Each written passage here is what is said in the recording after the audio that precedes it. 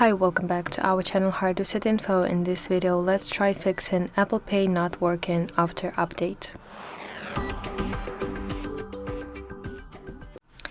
So to fix Apple Pay not working after an update, first of all, you can force close the wallet application by swiping up from the bottom part of your screen.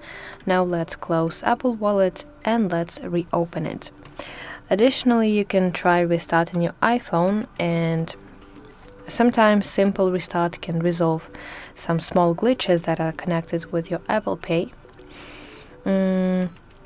Additionally, you can sign out and sign back into your iCloud, which basically re-establishes the connection between your device's security element and your ID account. So let's go to settings, and at the top, tap on your name right here, scroll down and tap sign out option. Then you have to restart your iPhone and then sign back in. And after it, you'll have to set up your cards once again. So I think after completing those steps, your Apple Pay should now work once again. And that's it. I really hope that you find this video helpful.